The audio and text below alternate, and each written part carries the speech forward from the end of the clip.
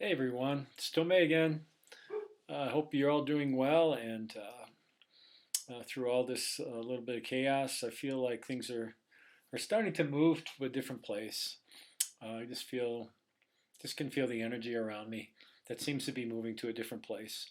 So hopefully uh, that's a feeling you're having as well. Um, but hope you're doing well.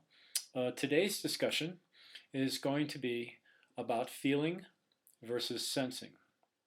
Feeling versus sensing. Now, in a lot of ways, we seem to have specific definitions of each one. A lot of times, people will use feeling as something that they're sensing, and sensing that's something that they're feeling.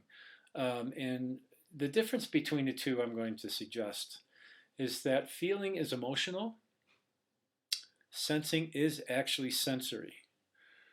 So I'll go into feeling first. There's two aspects of feeling, two aspects of emotion that I wish to share with you. Um, Emotion, of course, is the feelings of sadness and joy, the feelings of any kind of fear, which would be depression, anxiety, frustration, hate, anger, unworthiness. Also, feelings of joy and forgiveness and compassion and understanding. And so these are the kind of emotions we're talking about. A lot of times with emotion, we will tear up, we will cry. Doesn't mean we're crying out of sadness. We could be crying out of joy as well. So it depends on the situation. But what I wanted to talk to you about is an ego emotion versus a heartfelt emotion. And to simply go into it, an ego emotion is an attachment. A mind driven emotion is an attachment. So, what that means is that, first of all, thinking cannot create an emotion. Thinking is not emotional. Thinking is a definition.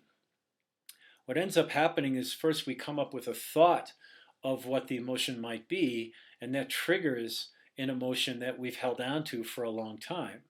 So we have more of an emotional reaction to a thinking that's going on.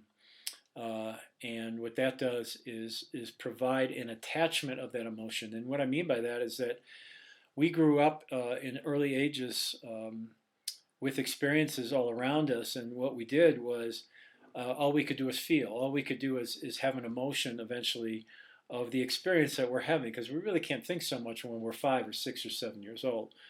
So we attach an emotion to the situation.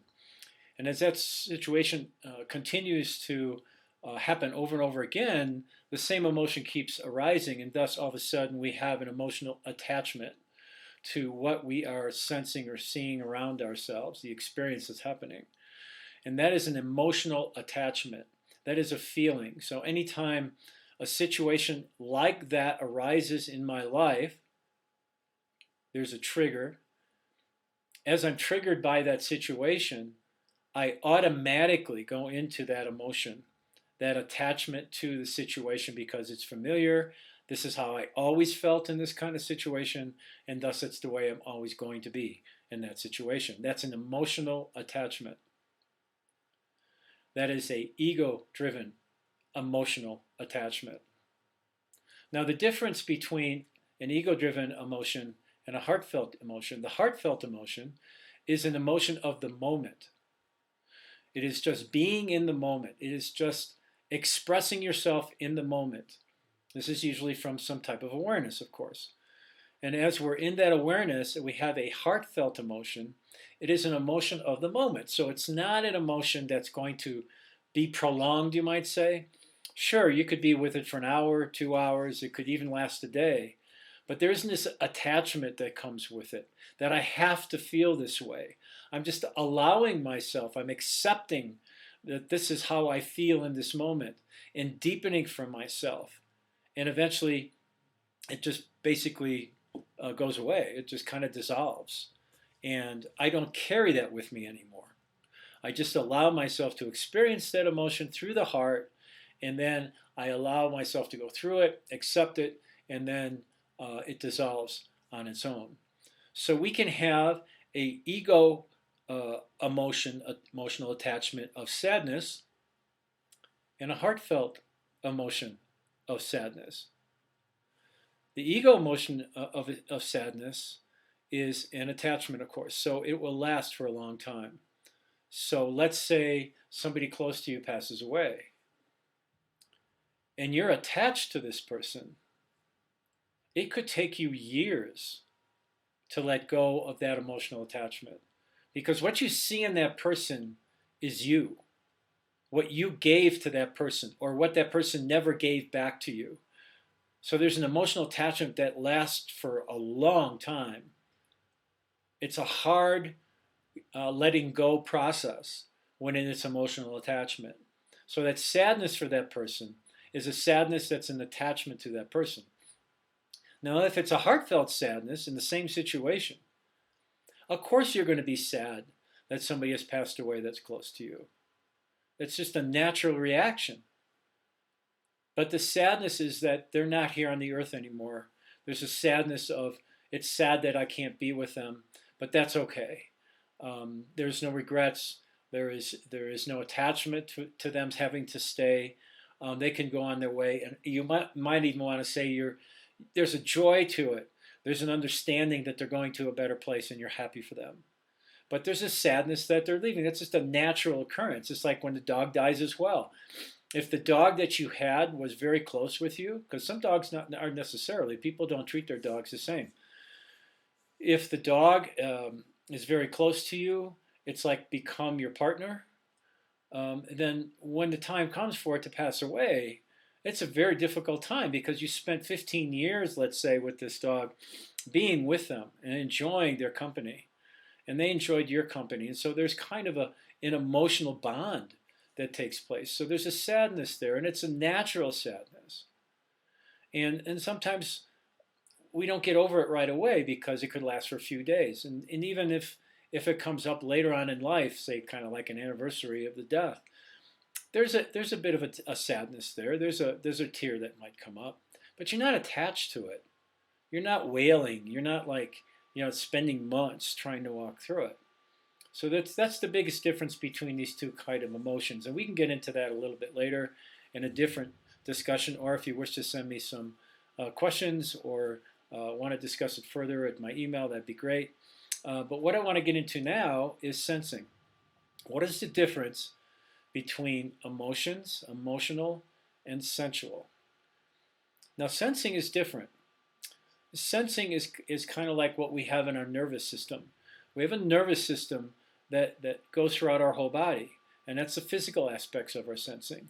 And so if you were to prick your finger with a needle, you feel it.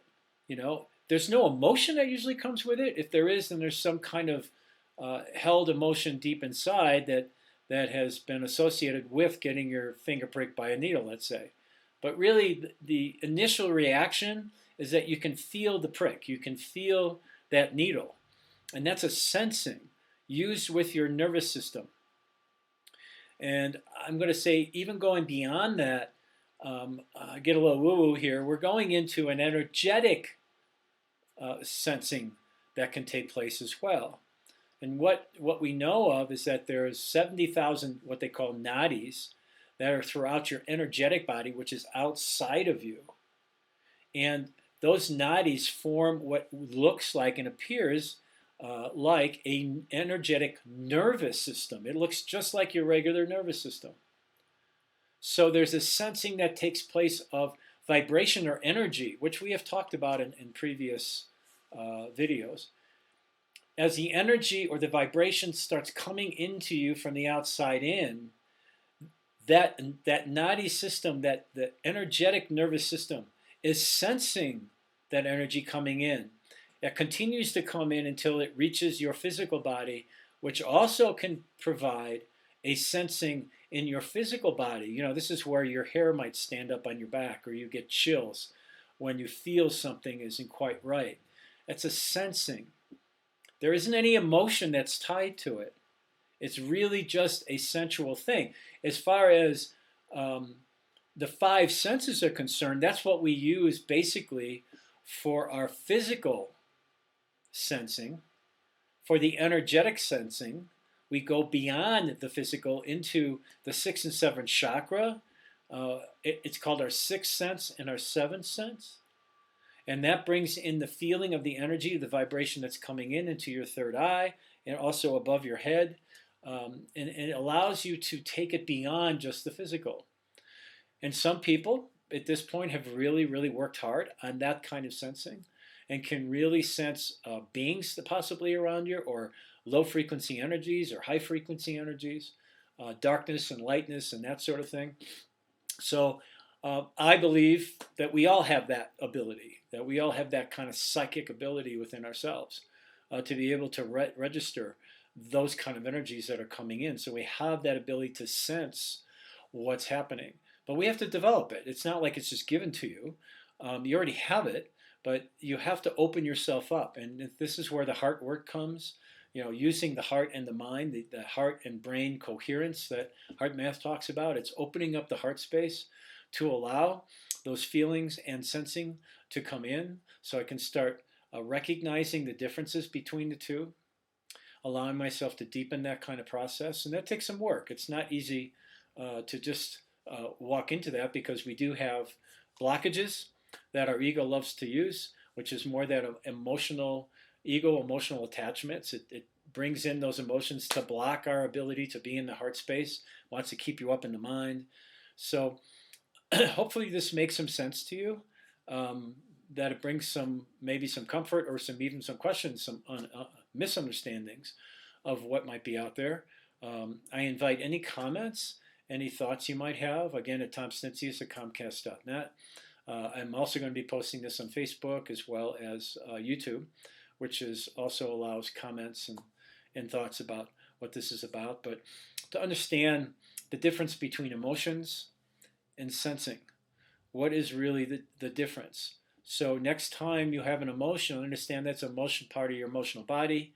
What is it that's going on? Is this more of an attachment to an emotion, or is it just emotion in the moment? Which one is it for yourself? That can tell you a lot about what's being presented in front of you, what you're becoming aware of.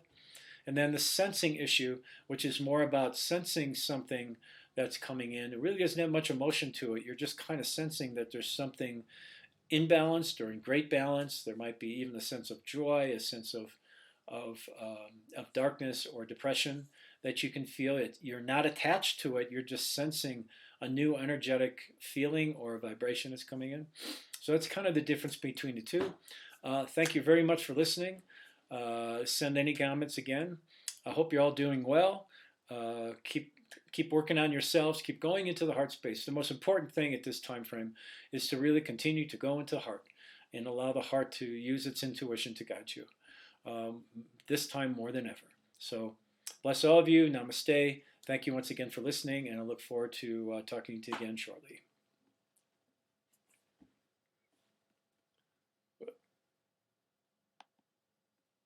I'm having trouble turning it off.